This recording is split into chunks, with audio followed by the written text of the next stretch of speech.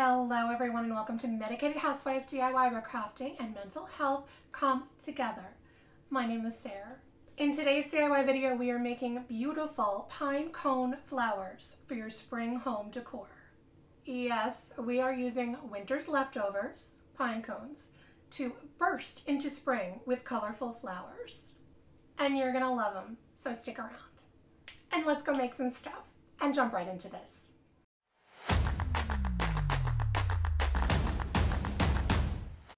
In today's DIY video, we are making these beautiful spring decor flowers out of pine cones. They are really simple and quick to make, and they bring a breath of very colorful, fresh air for your spring decor. So let's get started. To begin with, I had a couple of pine cones left over from my holiday decor, so I gathered those, but I needed more. I ended up getting some from my neighbors too, but believe it or not, you can actually buy pine cones on Amazon. I will leave a link in the description box below. I know this because I did buy a bag on Amazon before I knew that I'd be getting them from my gracious neighbors. So I am set for pine cones for quite a while. But enough about my pinecone inventory. Just take note that you get your pine cones, if you get them from outside, you should clean them in a bucket of white vinegar and water, and they will close up if you soak them for a while. Then they will reopen if you dry them off in an oven, baking them at like 200 degrees for about 2 hours. It's a super low temperature. This will clean them and kill any of those little creepy crawly bugs on them. You can get 2 flowers from each pine cone by cutting them down the middle, and this can be challenging without the right tools to help you. And as you can see here, I used everything that I could think of to cut these pine cones in half. Every clipper I owned, every scissors I owned. I even resorted to trying to cut them with a saw, but still, this was really difficult to do. Until I heard about this $12 pair of clippers from Amazon, that I must give credit for this info to Don't Worry, Be Crafty YouTube channel. It was her video that I saw where she recommended these clippers, and boy was she right. They were like night and day, and they cut right through the rest of my pine cones without any problem. So thank you to Don't Worry, Be Crafty for that. I will link the clippers below. If you do try this DIY, I highly recommend you getting these first. They were a total game changer. Now, once all your pine cones are all cut in half, it's time to paint them with a primer coat. I chose to paint them all with this Folk Art white chalk paint, and I will link all the paints that I'm using for you below. I gave all the flowers a nice even coat of white, and not everyone chooses to prime them. You don't have to do this, but I just felt that it would be so much easier to get a good even coat of color on all of them if they all started out being primed white. So that's what I chose to do. You could also use a flat or satin white primer spray paint, which is quicker, but you can't really get in all the little nooks and crannies with the spray paint like you can with a brush. So I did use both methods, and in my opinion, really, you can go either way. Whatever works best for you, whichever you prefer. Also, let me just say that it's easier to get better coverage on these flowers by using a smaller, soft brush to really jam in between the petals. They do kind of drink up the paint, so you're going to be using quite a bit of the primer paint. Also, in some cases, I didn't prime the middle parts of the flowers because I thought it would help them look more authentically flower-like after they were fully painted if the middles sort of remained in somewhat of a natural state. I didn't do that on all of them, but some of them I left it unpainted. When you cut open the pine cones, you get a couple of different results on how the front of your flower is going to look. Some of the flowers have a classic flower look with a fuzzy middle and the petals all surrounding it.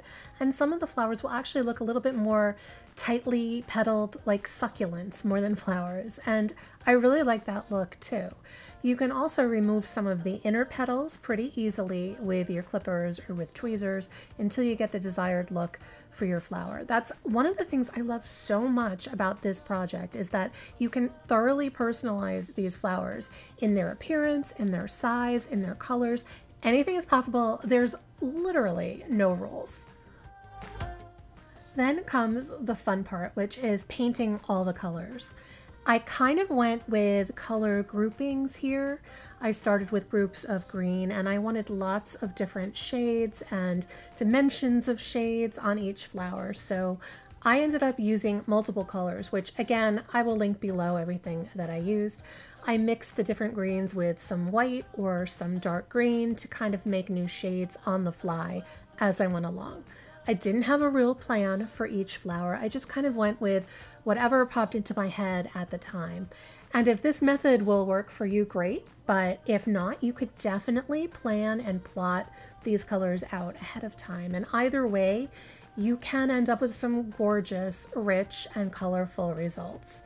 The same goes for the colors that you choose for the centers of your flowers. You can go with what you see in nature and mimic that, or just pull stuff out of the top of your head and go with your own bold color combos. I also highly suggest you start out with a lot of flowers. This way, at the end, you can really cherry pick the ones you love the most, and you don't have to use all of them. If you aren't crazy about some of the color choices, it's always good to just have options.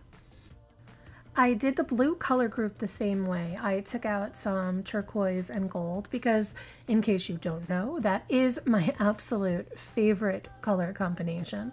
But also some white and bright blue and a very pale blue color that I had also. These are all either folk art or apple barrel, and like the others, I will link them for you below. But I mixed different shades and tones as I went along, and did the middles of all of these blue flowers using combinations of gold, white, or the natural colors that were there already. Again, no rules, just go with what you like at the time, and you can edit out the ones you don't love as much later. I did the pink color group the same way as I did the blue and the green. I mixed several different shades of pink that I will link for you below, and also some white to mix different tones of pink. I used mostly shades of yellow and white or gold to paint the middles of those pink flowers. But again, you can change that combination if you want. Initially, I planned on using these 3 small box frames from the Dollar Tree as the frames for the 3 color groups of my pine cone flowers. And I'm going to keep the footage in here in case you guys want to go in that direction if you do this project. So basically, I disassembled them and I removed any of the raised letters or words that were in there and painted the inside of the white frame with my Waverly white chalk paint, and then painted the inside of the brown wood frame with Waverly Antique Wax, and the third frame was just a mirrored back, so I just left that the way that it was. And my original plan was to hot glue the flowers to these 3 frames. But then I walked downstairs to my scary hoarder's basement and I spotted this old gold frame just sitting there taking up space. Now I think I actually found this frame on the street with no glass backing, and of course I had to take it because, well, you guys get it. So I took it thinking I could use it for something, and fast forward a couple of years and boom, I was right. You can always find a frame like this at any thrift store or a garage sale, or if you're lucky, on the street. So I decided to use this one larger frame instead of the 3 smaller Dollar Tree box frames that I had. I had an 11 by 14 canvas panel from the Crafter's Square at Dollar Tree, which was just a little too long for this frame, so I marked it off with a pencil and trimmed the end of the canvas board so that it would be the same size as my frame. I then used some hot glue to glue the frame to the canvas. And at that point, the only thing left to do was to place and hot glue my pine cone flowers to the canvas. I also filled in any gaps in between my flowers with some green moss from the Dollar Tree. And this is how my beautiful pine cone flowers turned out. I love all these colors, and I feel like this just screams spring. But what do you think? Let me know in the comments if you're loving this colorful piece of spring decor. These are really simple to make, and the colorful painting is so much fun and just what we all need to really burst right into spring. Now, the only dilemma I had with this finished piece was when I was looking at it in the gold frame, I thought to myself, would the flowers pop more and look brighter if the frame was white? So I did a rough coat of white paint on the frame, and here is what the result was. But I'm thinking maybe if I do a solid coat of glossy white paint on this frame, it would really make those flowers just pop. So I need to know what you all think. Let me know in the comments if you think the flowers look better in the gold frame, the distressed white frame, or do you think I should just go all the way and paint that frame a glossy white to really bring out the colors in those flowers?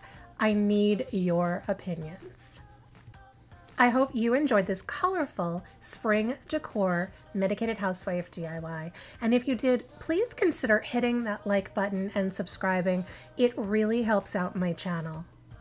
Once again, thanks for watching. And until next time, I'm the Medicated Housewife, and crafting is my medication.